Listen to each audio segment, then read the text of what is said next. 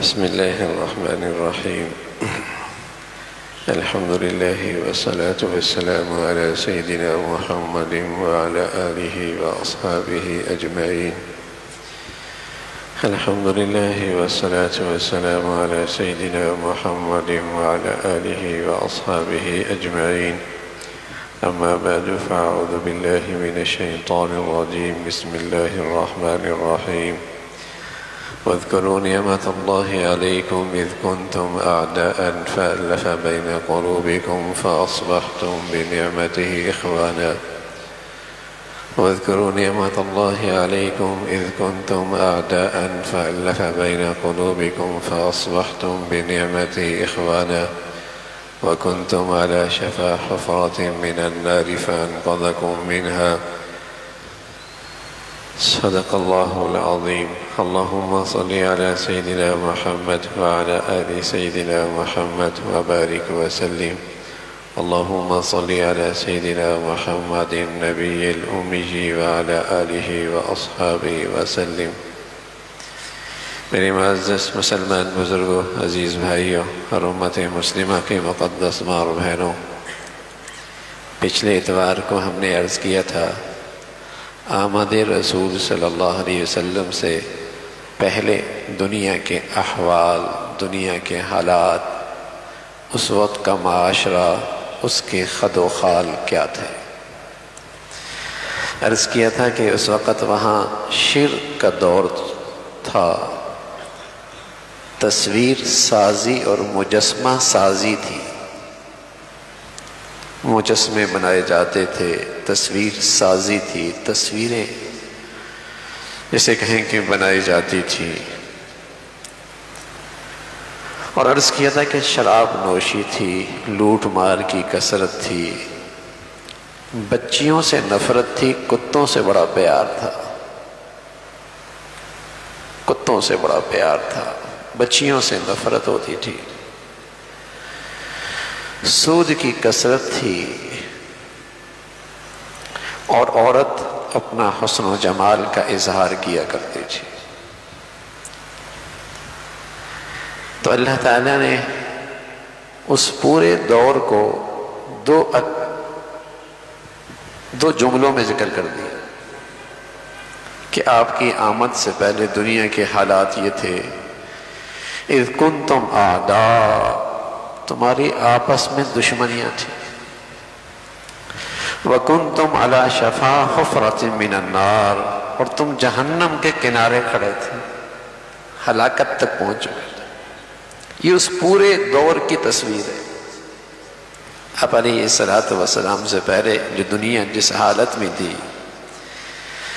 تو قرآن نے اس کا تذکرہ ان دو جملوں میں کر دیا، اِذْ كُنْتُمْ أَعْدَاءَ، تمہارے آپس میں لڑائیاں تھیں، جھگڑے تھے، دشمنیاں تھیں، نفرتیں تھیں۔ اِذْ كُنْتُمْ أَعْدَاءَ، قبائلی جھگڑے بھی تھے، نسلی جھگڑے بھی تھے، قومی جھگڑے بھی تھے، ذاتی جھگڑے بھی تھے، جھگڑے ہی جھگڑے تھے۔ اِذْ كُنْتُمْ أَعْدَاءَ، ایک دوسرے کے دشمن تھے، اور تمہاری زندگی یہ تھی کہ وَكُنْتُمْ عَلَى شَفَا حُفْرَةٍ مِّنَ النَّارِ، تم بالکل جہنم کے کنارے کھڑے تھے۔ سبحان اللہ۔ وَاذْكُرُوا نِعْمَةَ اللَّهِ، اللہ نے تمہیں نعمت دے دی، ہدایت کا تحفہ دے دیا۔ پھر کیا ہوا؟ تمہیں اللہ کے نبی کی شکل میں جو نعمت ملی ہے، فَأَلَّفَ بَيْنَ قُلُوبِكُمْ، تم آپس میں شیر و شکر ہو گئے، بھائی بھائی ہو گئے، رنگ کے، نسل کے، قبائل کے، ذاتیات کے، قومیت کے سارے بت گر گئے، تم سب یکجان ہو گئے۔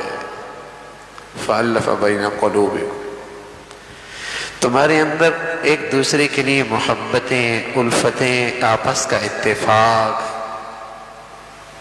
یہ آ گیا۔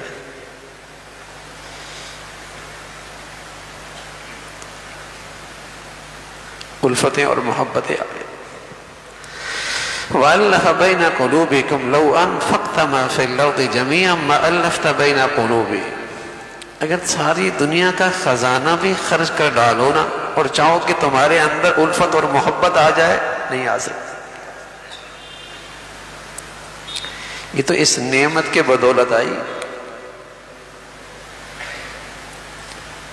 یہ تو اس نعمت کے بدولت آئی، ورنہ ساری دنیا کا خزانہ بھی خرچ کر ڈالو اور چاہو کہ تمہارے دل کے اندر ایک دوسرے کی الفت اور محبت اور تمہارے آپس میں اتفاق آ جائے، نہیں آ سکتی.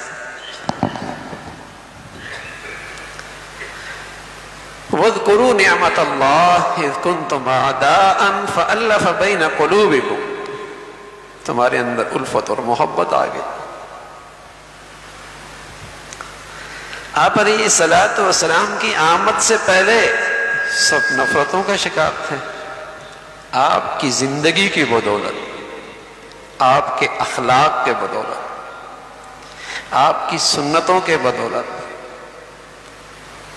آپ کی مبارک اسوہ حسنہ کی بدولت تمہارے اندر الفت اور محبت ہے. فَأَلَّفَ بَيْنَ قُلُوبِكُمْ، محبتیں آ گئی. اور میرے عزیزو، سنت میں طاقت ہے، نبی کے طریقے میں آج بھی یہ طاقت ہے. اگر مسلمانوں میں آ جائے تو مسلمانوں میں اتفاق آ جائے. لیکن جہاں دین سے ہٹے یا جہاں بدعات کا ارتکاب ہوا وہاں پھر نفرتیں ہوں، وہاں پھر مسلمان ٹوٹ پھوٹ کا شکار ہو جائے.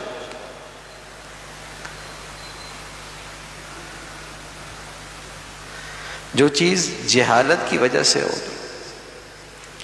یا فرقہ پرستی کی وجہ سے یا تعصب کی وجہ سے ہو، اسے کسی دلیل کی ضرورت نہیں ہوتی.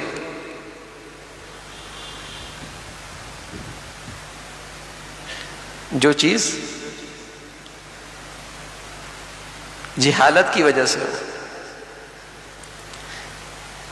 تعصب کی وجہ سے ہو، فرقہ پرستی کی وجہ سے ہو، اسے کسی دلیل کی ضرورت نہیں ہوتی.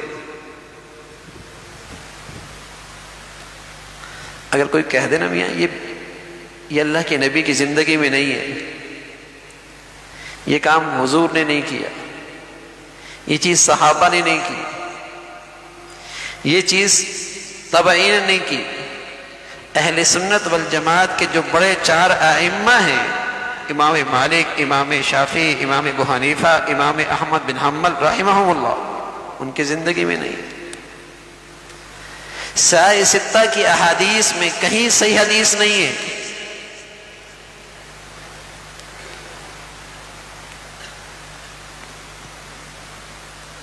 لیکن جہالت، فرقہ پرستی، تعصب، اس سے امت ٹوٹتی ہے، اس سے امت میں تقسیم ہوتی ہے. سنت میں مسلمان نہیں تقسیم ہوتے. نبی کی زندگی سے امت نہیں تقسیم ہوتی، نبی کی محبت میں بھی امت تقسیم ہوگی.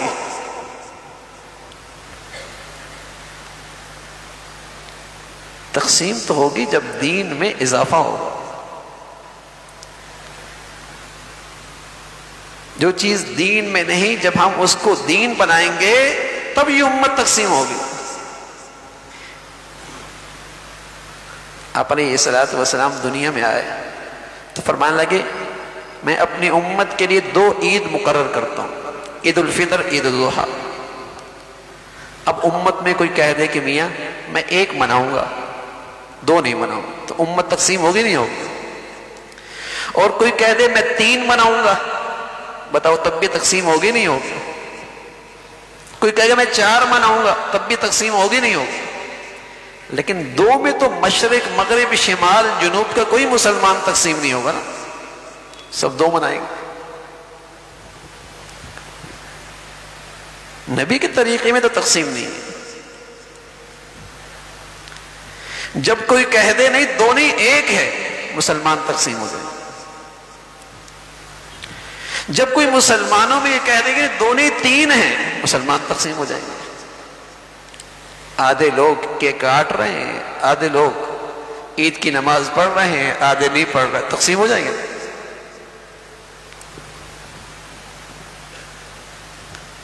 یہ تقسیم ہو جائے گی۔ سنت سے امت نہیں تقسیم ہوتی، سبحان اللہ۔ اور نبی سے محبت میں، نبی سے تعلق میں امت تقسیم ہو جائے،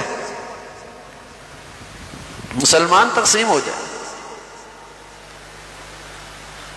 میرے عزیزوں سچ بتاؤں، کچھ لوگ تو بیچارے جہالت میں، فرقہ پرستی میں، تعصب میں یہ سب کچھ کرتے ہیں، لیکن شاطر باطل، جو باطل شاطر ہے وہ مسلمانوں میں ان بدعات کو فروغ دیتا ہے تاکہ مسلمان تقسیم در تقسیم ہوتے چلے جائیں۔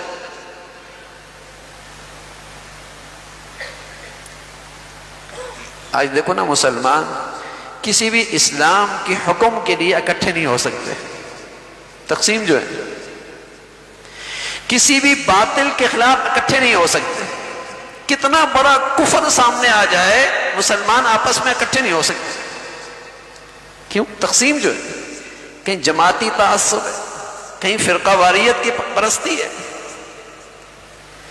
کہیں بدعات کے خرافات ہیں، تقسیم ہے۔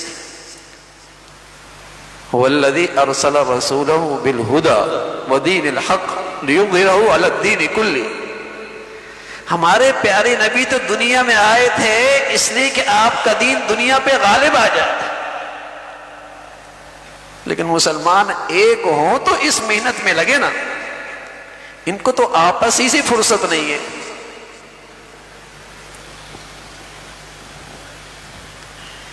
شاطر باطل مسلمانوں میں یہ بدعات کو فروغ دیتا ہے۔ دیکھو نا، کتنا بھی بے دین مسلمانوں کا حکمران ہوگا، بدعات کو وہ بھی فروغ دے رہا ہوگا، بدعات کی وہ بھی حوصلہ افزائی کر رہا ہوگا۔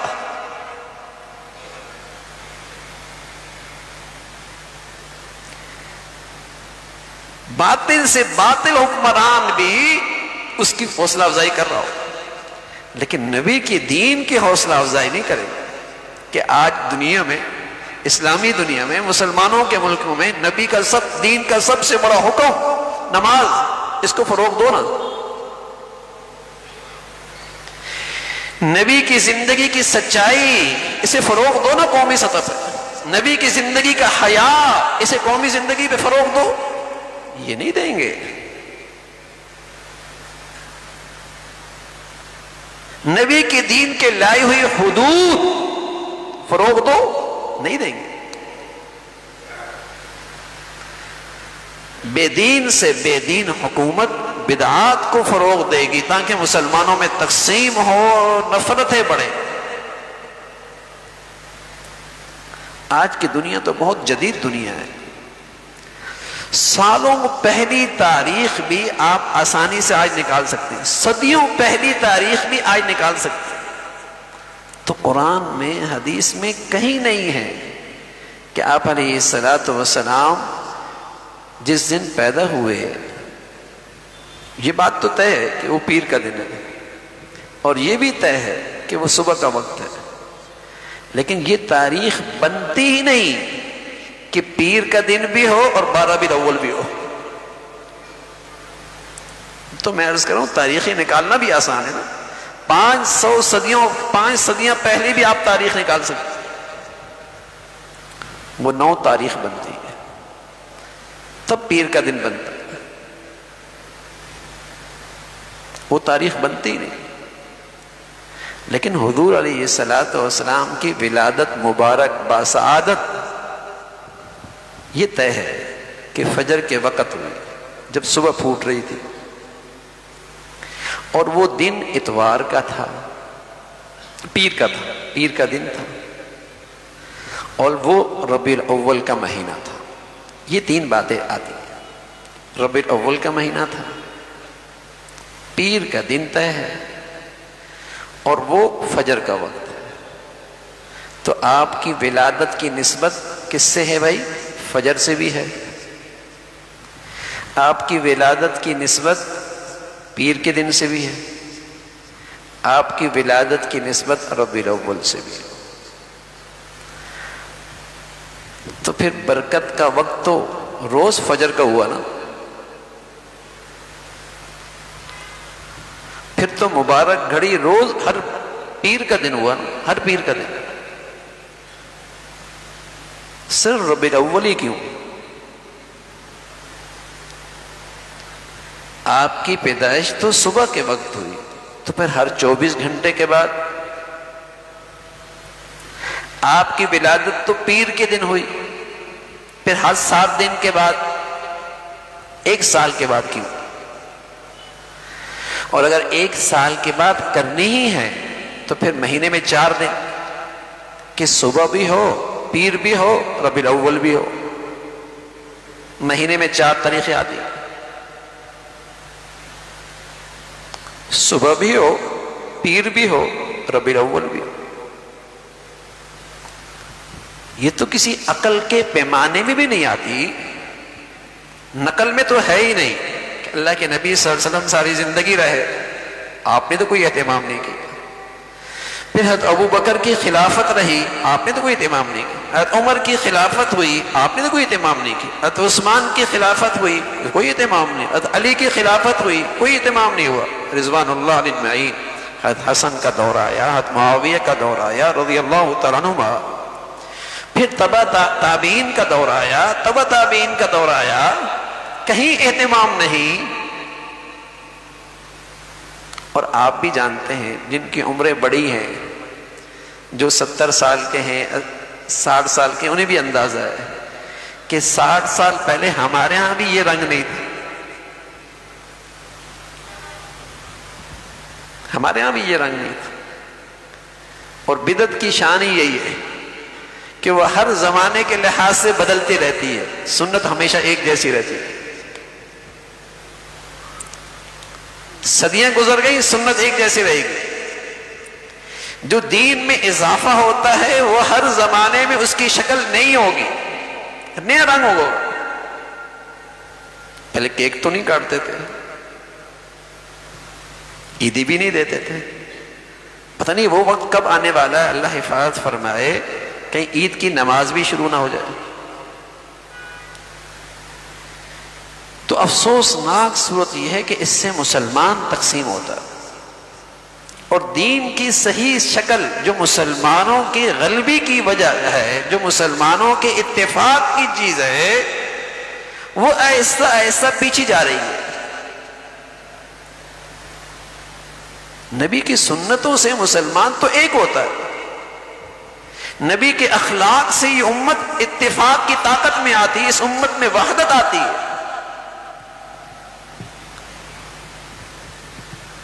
تو ولادت کی نسبت تو صبح سے بھی ہے، پیر سے بھی ہے، ربیع الاول سے بھی ہے۔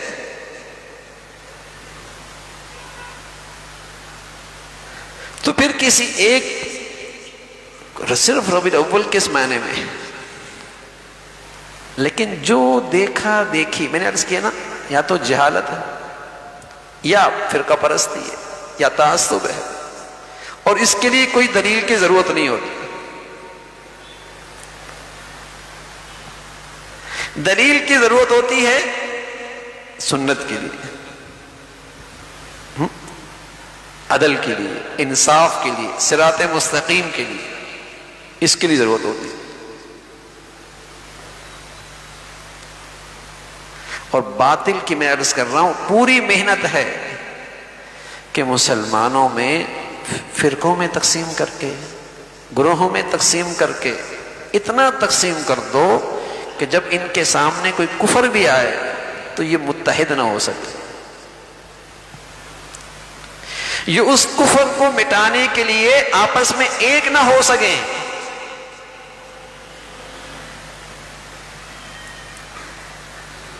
ہمیں اللہ نے یہ ملک دیا، وحدت کی برکت سے ملا۔ اس ملک میں قادیانی کافر کے لائے گئے آئین میں یہ مسلمانوں کے اتفاق کی برکت تھی، اتحاد کی برکت۔ وہاں مفتی محمود صاحب رحمۃ اللہ علیہ بھی تھے، مولانا شاہ احمد نورانی رحمۃ اللہ علیہ بھی تھے، اور ہر طبقے کے بزرگان دین تھے، لیکن سب میں آپس میں اتفاق۔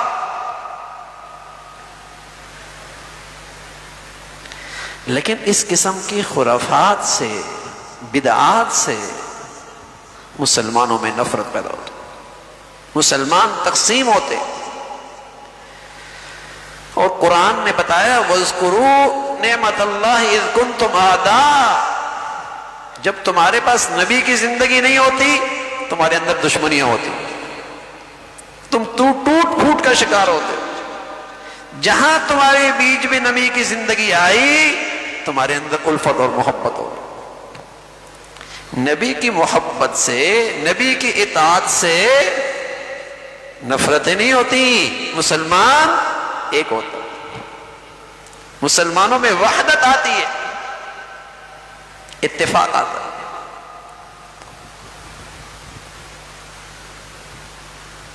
نفرت وہاں آتی ہے میرے عزیزو جب مسلمان اپنے نبی کا طریقہ چھوڑ دیتے۔ مغرب کی نماز ہم نے پڑھی، 3 رکعتیں پڑھی، کوئی کہہ دے میاں آج میرا بڑا جی چاہ رہا ہے 3 کے بجائے 4 پڑھ لوں، اب 4تھی رکعت میں اس نے کوئی غلط تو نہیں کیا، فاتحہ پڑھی، 2 سجدے بڑھ گئے، اللہ کی حمد و ثنا میں اضافہ ہوا، پیارے نبی صلی اللہ علیہ وسلم پہ درود پڑھا، لیکن سب پیچھے سے کہتے ہیں نماز نہیں ہوئی۔ اب واقعتاً نماز نہیں، کیوں نہیں ہوئی؟ ارے میاں میرے نبی کا طریقہ نہ رہا، صحابہ نے ایسا نہیں کیا، اللہ کے نبی کا یہ ارشاد نہیں ہے۔ کوئی چیز عبادت تب بنے گی، ثواب تب بنے گی، اس پہ اجر و ثواب تب ملے گا جب اس میں 2 چیزیں ہوں۔ پہلی چیز اللہ کے لیے کیا جائے، اخلاص، دوسری چیز اس میں شریعت کا طریقہ موجود، نبی کی سنت موجود ہو، وہ عمل صحابہ نے کیا ہو رضوان اللہ اجمعین۔ اگر اخلاص نہیں، ریاکار ہے، سنت کے مطابق کر رہا ہے لیکن ریاکار ہے، تب بھی وہ نیکی نہیں، تب بھی وہ عبادت نہیں۔ دوسرا یہ کہ اللہ کے لیے کر رہا ہے لیکن شریعت کے خلاف کر رہا ہے، اس میں شریعت کا طریقہ نہیں۔ حضور علیہ الصلوۃ والسلام فرمایا کرتے تھے بیت اللہ میں جو حجر اسود ہے اس کو بوسہ دینا ایسا ہے جیسے اللہ سے مصافحہ کرنا، کتنی بڑی عبادت ہے۔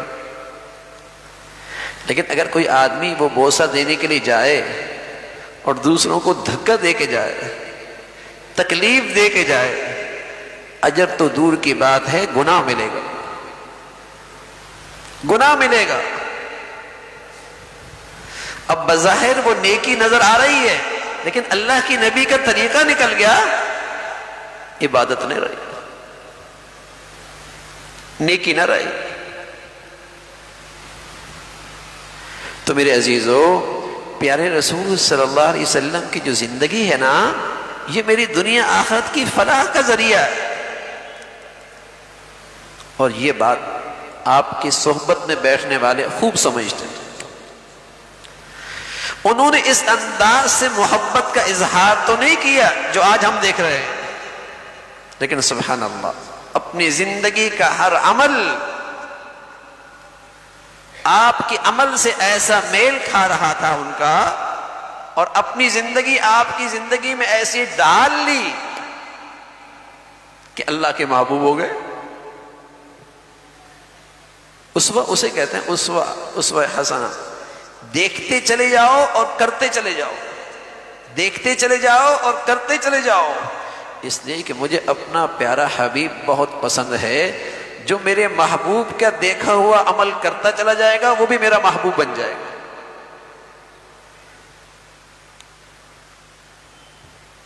ان کی ہر ادا، حضور علیہ الصلوۃ والسلام کی اطاعت کا نمونہ تھی، آپ کی اطاعت۔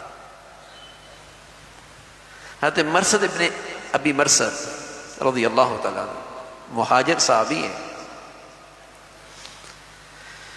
مکہ مکرمہ گئے مدینہ سے، تو ان کا وہاں ایک عورت سے تعلق تھا زمانہ جاہلیت میں، اناق نامی ایک خاتون تھی، اس سے تعلق تھا۔ تو وہاں گئے تو اس سے ملاقات ہوئی، اس نے بلایا، اپنا تعلق جتلایا، اپنے تعلقات یاد دلائے۔ تو یہ صحابی رسول فرمانے لگے سب ٹھیک ہے، لیکن اب تیرے اور میرے درمیان میری نبی کی زندگی حائل ہے، اب میں آپ کے قریب نہیں آ سکتا۔ تو وہ کہنے لگی شادی کر لو۔ کہا ٹھیک ہے میں سوچوں گا، لیکن اللہ کے نبی سے پوچھوں گا۔ مدینہ آئے، حضور علیہ الصلوۃ والسلام سے عرض کیا یا رسول اللہ میں اس ازمائش میں آ گیا ہوں۔ تو آپ نے پھر اللہ کا پیغام سنایا، وَلَا تَنْكِحُوا الْمُشْرِكَاتِ حَتَّى يُؤْمِنَ، ایمان والا مشرک عورت سے شادی نہیں کر سکتا، ایمان والا مشرک عورت سے شادی نہیں کر سکتا۔ ہاں ایمان لے آئے، ایمان لے آئے، جذبات، خواہشات، لیکن سب کچھ نبی کی اطاعت سب سے آگے، سب کچھ قربان، سارے جذبات، ساری خواہشات نبی کی اطاعت کے مقابلے میں سب قربان، سب سے دستبردار۔ اور ایسے اطاعت شعار تھے۔ ایک دن اللہ کے نبی صلی اللہ علیہ وسلم جمعے میں خطبہ دے رہے تھے، کچھ لوگ کھڑے تھے، آپ نے فرمایا بیٹھ جاؤ۔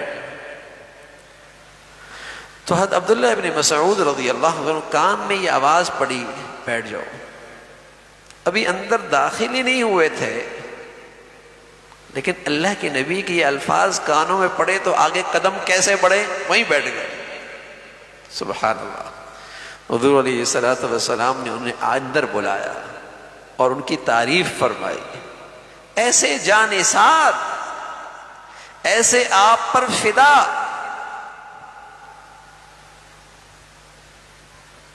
حضرت ربیع ابن عامر رضی اللہ تعالیٰ عنہ جب رستم کے دربار میں گئے، رستم کا دربار ان کا جرنیل تھا، شاہانہ زندگی اس دربار کی،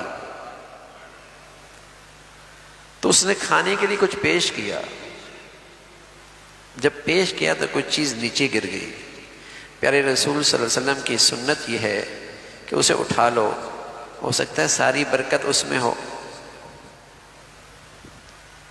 تو جیسے ہی آپ اٹھانے لگے تو کسی نے کونی ماری، کیا کہیں گے لوگ؟ لوگ دیکھ رہے ہیں، کیا کہیں گے؟ سبحان اللہ۔ فرمانے لگے اَأَتْرُكُ سُنَّةَ حَبِيبِي لِهَؤُلَاءِ الْحُمَقَاءِ، میں ان احمقوں کی وجہ سے اپنی نبی کا طریقہ چھوڑ دوں؟ یہ تو نہیں ہو سکتا۔ یہ ہے نبی سے محبت، یہ ہے نبی کی عظمت، یہ ہے نبی سے عقیدت، یہ ہے نبی کا حق کہ کہیں دنیا میں چلے جاؤ، اپنی وضع نہ بدلو، اپنی شکل و صورت نہ بدلو، اپنے طور طریقے نہ بدلو، زمانے سے مرعوب نہ ہو، تمہارے نبی کے طور طریقوں میں تمہارے لیے عزت ہے، تمہارے نبی کے طور طریقے میں تمہارے لیے دنیا آخرت کی سعادت ہے۔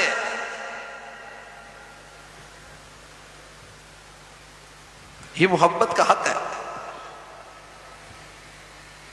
ہمارا ایمان ہے کہ اللہ کے نبی صلی اللہ علیہ وسلم جس گھڑی اس دنیا میں تشریف لائے، جس دن تشریف لائے، جس مہینے تشریف لائے، وہ بہت شان والا اور بڑی عظمت والا تھا، لیکن ویسے گھڑی پھر کبھی نہیں آئی، ویسا دن پھر کبھی نہیں آیا، ویسا مہینہ پھر کبھی نہیں آیا۔ اس کے ہم نام تو آیا دن، اس کے ہم نام مہینہ تو آیا، اس کے ہم نام وہ گھڑی تو آئی لیکن اس شان والی گھڑی پھر کبھی نہیں آئی. وہ مقدس گھڑی تھی، وہ مقدس دن تھا، وہ شان والا مہینہ تھا، لیکن وہ وہی تھا بس. اگر سب کی شان ہے تو پھر ہر صبح کی شام ہونی چاہیے، پھر ہر پیر کی شان ہونی چاہیے. تو نبی سے سچی محبت کا تقاضا ہے میرے عزیزو، نبی کی زندگی کو اوڑھنا بچھونا بنائیں. حضرت عثمان رضی اللہ تعالیٰ عنہ، آپ علیہ الصلوۃ والسلام نے حدیبیہ کے موقع پہ انہیں سفارت کی ذمہ داری دی. جاؤ مکہ والوں سے کہو ہم جم کرنے نہیں آئے، ہم طواف کرنے آئے ہیں، طواف کر کے عمرہ کر کے واپس چلے جائیں. رات آپ اپنے بھتیجے کے یہاں ٹھہرے، اب تک وہ مسلمان نہیں ہوا تھا. جب صبح ہوئی، صبح کا وقت ہوا، مذاکرات کے لیے نکلے تو آپ کی ازار ٹخنوں سے اونچی تھی. بھتیجا کہنے لگا چچا، سرداران قریش کی شان یہ ہوتی ہے کہ ان کی ازار نیچے ہوتی ہے. اب قریش کے سرداروں سے مذاکرات کرنے کے لیے اس حالت میں جا رہے ہیں، مذاکرات میں جان نہیں پڑے گی. تو عثمان فرما لگے ہاکذا ازار صاحبنا، میرے محبوب کی ازار تو ایسی تھی، جان پڑے نہ پڑے، دنیا کس نظروں سے دیکھے، میرے نبی کی ازار تو ایسی تھی. میرے نبی کا طریقہ تو یہی. ہاں میرے عزیزو، جب نبی کے دل میں عظمت ہوتی ہے نا تو اس کے طور طریقوں کی بھی عظمت ہوتی ہے، پھر اس کے طور طریقوں کی بھی عظمت ہوتی ہے.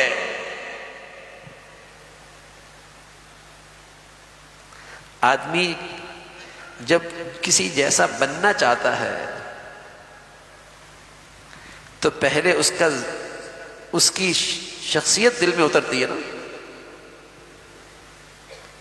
تب وہ اس کا آئیڈیل بنتا ہے نا. پہلے اس کی شخصیت دل میں بیٹھتی، عظمت آتی، پھر اس کے طور طریقے بھی آتے. ایسا ہی ہے نا. ہاں میرے عزیزو، کہ نبی کی عظمت دل میں بیٹھے، اس کی سچائی کیا ہے؟ نبی کے طور طریقوں کی زندگی بھی میرے پاس آ جائے، وہ بھی میرے ہاں اس کی بھی عظمت آ جائے، یہ سچائی ہے. آج ہمارے بچے، ہماری بچیاں جن کو بار بار دیکھتے ہیں اور ان کے تذکرے سنتے ہیں، پھر ان جیسے کپڑے بھی پہن لیتے ہیں، ان جیسے بال بھی بنا لیتے ہیں، ان جیسے ان کے جسم پہ شٹ بھی آ جاتی ہے، اس جیسا اٹھنا بیٹھنا بھی ہو جاتا ہے.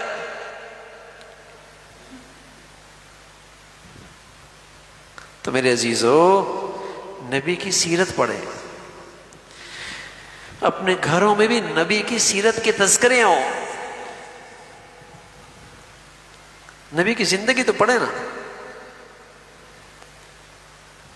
آپ علیہ الصلوۃ والسلام کی زندگی کیسی تھی؟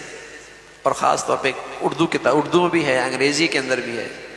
حضرت ڈاکٹر عبدالحی عارفی رحمۃ اللہ علیہ کی کتاب ہے اسوہ رسول، پڑھنے کے لائق، آسان بھی ہے. اس میں آپ کی پوری عملی زندگی ہے، صبح سے لے کر شام تک، شام سے لے کر صبح تک. اسوہ رسول انگریزی میں بھی ہے، اردو میں بھی ہے. آدمی سرانے پہ رکھے اور اس کا مطالعہ کرتا رہے اور اس کو اپنی زندگی کو اس کے مطابق ڈھالنے کی کوشش کرے، اپنی زندگی اس کے مطابق ڈھالتا چلا جائے. اسوہ رسول. اور ایک اور چھوٹی سی کتاب ہے علیکم بسنتی، علیکم بسنتی، یہ بھی اچھی کتاب ہے، بہت ہی مختصر سی ہے. تو اپنے گھروں میں سیرت کی تعلیم، سیرت کے تذکرے، اپنی نبی کی زندگی کے تذکرے. جب اللہ نے آپ علیہ السلام کی شکل میں نعمت دی ہے نا، تو جب نعمت ملتی تو پھر خوشی ایک دن نہیں ہوتی، پھر اس نعمت کی خوشی مسلسل ہوتی ہے، صبح شام ہوتی ہے، رات دن ہوتی ہے، ہر ہفتے ہر مہینے ہوتی ہے۔ نعمت مل گئی ہے، پھر اس کی خوشی ہر گھڑی ہے، پھر اس کے لیے کوئی دن، کوئی رات، کوئی مہینہ، کسی کی کوئی قید نہیں، ہر وقت اس کا تذکرہ ہو اور ہر وقت اس ذات کے احسانات کا تصور ہو، اور جب یاد آ جائے صلی اللہ علیہ وسلم، صلی اللہ علیہ وسلم۔ یہ آپ علیہ السلام پر سب سے مختصر درود و سلام ہے، صلی اللہ علیہ وسلم۔ اس میں درود بھی ہے، سلام بھی ہے، صلی اللہ علیہ وسلم، سب سے مختصر صلی اللہ علیہ وسلم۔ ایک دن آپ علیہ السلام مسکراتے چہرے کے ساتھ باہر تشریف لائے، صحابہ نے پوچھا یا رسول اللہ بڑے خوش نظر آ رہے ہیں۔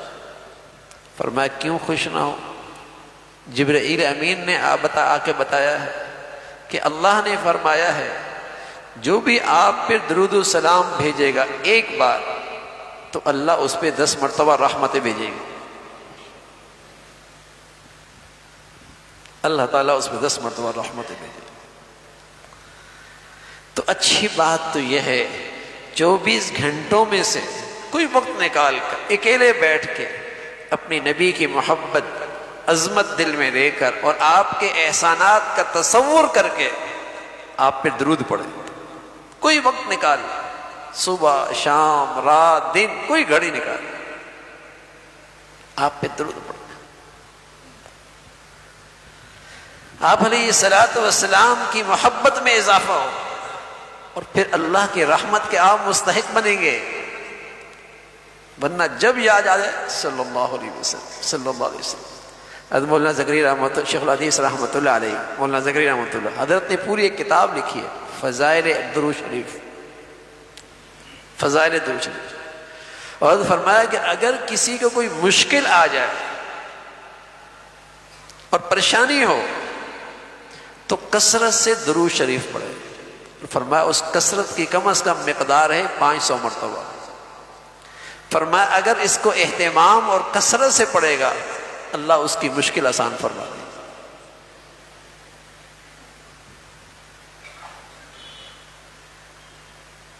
اللہ کی رحمت آ رہی ہے اور ہر بار آ رہی ہے۔ ہماری دعائیں بھی کیسی ہوتی ہیں، لیکن اگر درود و سلام کی شکل میں ہم نے دعا اللہ کے نبی کے حق میں کی تو یہ تو اللہ نے قبول کرنی ہے نا،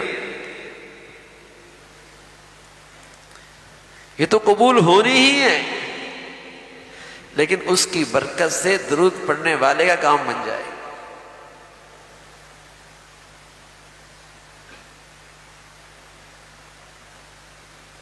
تو اپنے نبی صلی اللہ علیہ وسلم سے محبت کا اظہار اس انداز سے کریں، اس انداز سے کریں۔ آپ علیہ السلام نے محبت کا معیار یہی بتایا۔ آپ کا بہت پیارا شاگرد، آپ کی صحبت میں اٹھنے بیٹھنے والا انس رضی اللہ عنہ، ایک دن اللہ کے نبی صلی اللہ علیہ وسلم ان سے کہنے لگے یا بنیا، اے میرے پیارے بیٹے، ان تقدر ان تصبح وتمسی وليس في قلبك غش لأحد فافعل وذلك من سنتي ومن أحب سنتي فقد أحبني ومن أحبني كان معي في الجنة۔ انس بیٹے یوں کہا یا بنی، اے میرے پیارے بیٹے، یا بنی، فرمایا ان تقدر، اگر تجھ سے یہ ہو سکے، اگر تجھ سے یہ ہو سکے، آسان نہیں ہے، اگر تجھ سے یہ ہو سکے کہ تیری صبح شام ایسی گزرے کہ تیرے دل میں کسی مسلمان کے لیے برائی نہ ہو، کھوٹ نہ ہو، حسد نہ ہو، کینہ نہ ہو، بغض نہ ہو، ان تقدر ان تصبح وتمسی ولیس فی قلبک غش لأحد فافعل، تو بیٹے ایسا کرے اور ساتھ فرمایا وَذَلِكَ مِن سُنَّتِي، میرا طریقہ تو یہی، میرا طریقہ تو یہی ہے، میرا اخلاق تو یہی ہے، میری عادت تو یہی ہے، میں اپنا دل اپنے مسلمانوں کے لیے ہر وقت صاف رکھتا ہوں۔ وَذَلِكَ مِن سُنَّتِي، اور فرمایا مجھ سے محبت کا معیار کیا ہے، مجھ سے محبت کا معیار کیا ہے، میری محبت میں کون سچا ہے، اور یہ بتانے والے خود محبوب خدا ہیں، یہ بتانے والے خود محبوب خدا ہیں، خود بتا رہے ہیں کہ میری محبت کا معیار کیا ہے۔ وَمَنْ أَحَبَّ سُنَّتِي فَقَدْ أَحَبَّنِي، جس کو میرے طور طریقوں سے محبت ہے نا، حقیقت میں اسی کو مجھ سے محبت ہے۔ اللہ کی شان ہے، اللہ کے نبی نے کیا بات فرمائی ہے۔ جب آپ کی ولادت ہوئی تو آپ کا چچا ابو لہب، اس کی ایک باندی تھی صوبیہ، آپ کے والد کا نام عبداللہ تھا، وہ بہت جلدی انتقال فرما گئے۔ ان کے بھائی ابو لہب بھی تھے جو مسلمان نہیں ہوئے تھے، لیکن جب آپ کی پیدائش ہوئی اور انہیں پتہ چلا کہ میرے اس بھائی کے ہاں پیدائش ہوئی جس کا بھی انتقال ہوا ہے، عبداللہ کے ہاں، اور جس باندی نے خوشخبری دی صوبیہ، خوشی میں اسے آزاد کر دیا، ابو لہب نے اسے آزاد کر دیا۔ لیکن یہی چچا جب اللہ کے نبی صلی اللہ علیہ وسلم نے فرمایا کہ جس زندگی کو تم اختیار کر رہے ہو یہ ناکامی اور جہنم کی زندگی ہے، اور جو میرے طریقے ہیں اور جو میں زندگی لے کے آیا ہوں اس میں انسانیت کی فلاح اور کامیابی ہے، تو اسی چچا نے سب سے پہلے پتھر اٹھایا، سب سے پہلے اسی چچا نے پتھر اٹھا کے مارا ابو لہب۔ کہاں؟ صوبیہ کو آزاد کر رہا، اور کہاں جب نبی کے طور طریقے کی بات آئی تو وہ اس سے برداشت نہیں ہوتی۔ ہاں میرے عزیزو، سود کے اڈے پہ کمکمے تو لگا دیں گے، سود نہیں چھوڑیں گے۔ عدالتوں کے دیواروں پہ چراغا تو ہو جائے گا، لیکن نبی کا عدل نہیں زندہ کریں گے، نبی کا عدل نہیں زندہ کریں گے، نبی کا انصاف نہیں زندہ کریں گے۔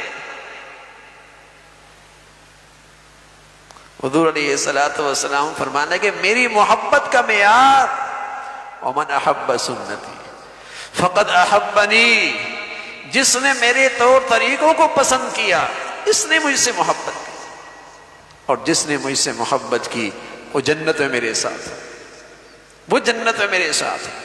تو میرے عزیزو، اپنے نبی کی اداؤں کو تلاش کرو، سنتوں کو تلاش کرو، اخلاق کو تلاش کرو، اسے اپناؤ۔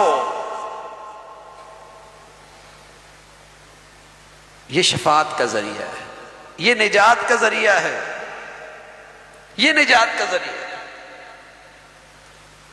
تو آپ علیہ الصلوۃ والسلام کی سیرت کا مطالعہ ہو،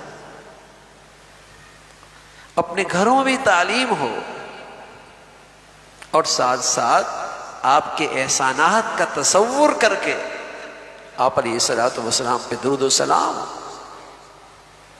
درود و سلام، یہ محبت کا اظہار ہے۔ اور جس قدر ہم سنتوں کو فروغ دیں گے، مسلمان محبتوں سے گلشن میں جڑتے چلے جائیں گے، اور اللہ تعالی ہمیں اور تمام مسلمانوں کو بدعات سے محفوظ فرمائے۔ ہاں، جس سے مسلمان تقسیم بھی ہوتے ہیں، اور سچ بتاؤں دین کی شکل بھی بدل جاتی ہے، دین کی شکل ہی بدل جاتی ہے۔ آج جو بچے بچیاں ان چیزوں کو دیکھتے ہیں وہ تو سمجھیں کہ بیچارے ہم نے تو دین دیکھا ہی یہی، اور آپ کے بڑے بوڑھے جانتے ہیں پہلے یہ کچھ بھی نہیں تھا، 30 40 50 سال پہلے یہ کچھ بھی نہیں تھا۔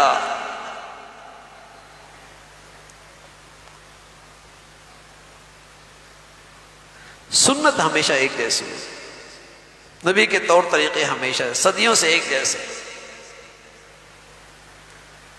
تو اس سے مسلمانوں میں اتفاق پیدا ہوتا ہے، مسلمانوں میں آپس میں ایک دوسرے کے لیے محبتیں پیدا ہوتی ہیں، اور جس قدر یہ خرافات ہوں گی مسلمان آپس میں نفرتوں کا شکار ہوں، اور دشمن اور عالمی دشمن یہی چاہتا ہے کہ مسلمان تقسیم در تقسیم ہوتے چلے، اور ان کے ماحولوں میں، ان کے ملکوں میں بڑے سے بڑا کفر بھی آ جائے تو یہ اکٹھے ہو کر مقابلے پہ نہ کھڑے ہو۔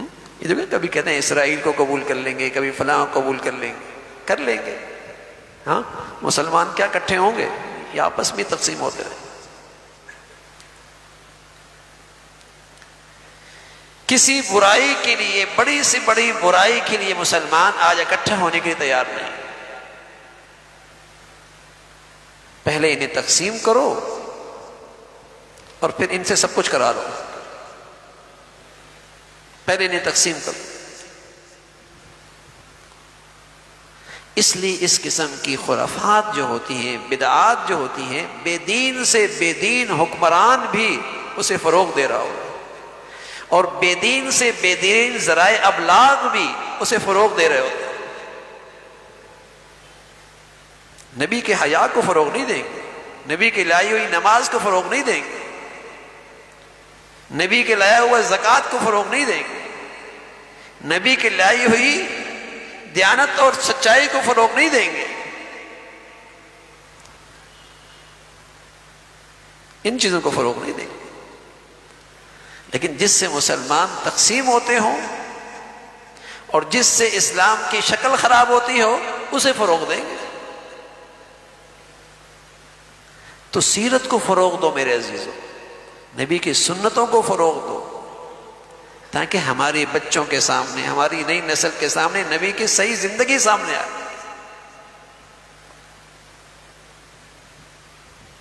اور اس میں اللہ کے ہاں بھی محبوبیت ہے، اور میرے اور آپ کی فلاح کا واحد نسخہ ہے رسول اللہ صلی اللہ علیہ وسلم کی زندگی۔ اور صحابہ کی سب سے بڑی کامیابی یہی تھی کہ آپ اپنی نبی کی زندگی سے ایک انچ بھی دستبردار ہونے کے لیے تیار نہیں تھے۔ زمانہ کیا کہے گا، دنیا کیا کہے گی؟ آج تو نبی کا دین اسلامی دنیا میں غریب ہو چکا ہے، غریب، اجنبی ہو گیا۔ حضور علیہ الصلوۃ والسلام فرمایا کرتے تھے الدین بدأ غریبا وسیعود غریبا، دین جب آیا تھا تو ایک مسافر تھا، ایک اجنبی چیز تھی، لوگ اجنبی نظروں سے دیکھتے تھے جیسے مسافر کو اجنبی نظروں سے دیکھا جاتا ہے۔ فرمایا ایک وقت پھر آئے گا، دین پھر اجنبی ہو جائے گا، اور آج اسلامی دنیا میں مسلمان ہے، اسلام کہاں ہے؟ آج دنیا میں، اسلامی دنیا میں مسلمان ہے، اسلام کہاں ہے؟ دین وہاں اجنبی ہوتا جا رہا ہے۔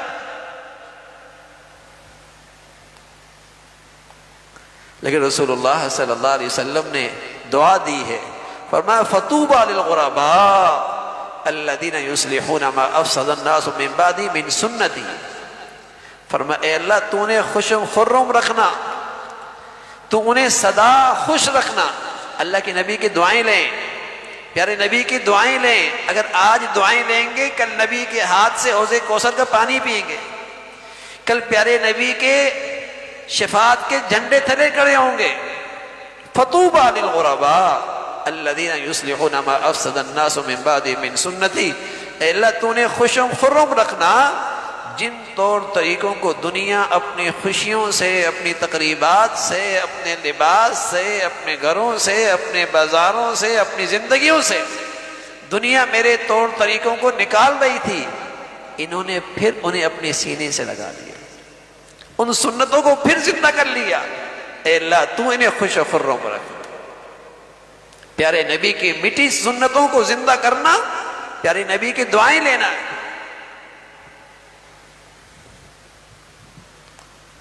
جو طریقے آج دنیا میں میرے نبی کے مٹ رہے ہیں انہیں زندہ کرنا۔ اللہ کے نبی سے سچی محبت ہے، آپ کی دعائیں ملیں گی۔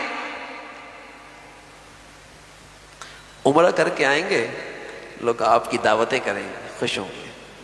لیکن آج کا نوجوان داڑھی رکھ لے گا، ابا بھی کہیں گے بیٹے کوئی عمر ہے. یہ بیٹی عمرہ کر کے آئے گی، سب تعریفیں کریں گے. حیا کی چادر اوڑھ لے گی، بیٹی شادی کیسے ہوگی، رشتہ کیسے ہوگا.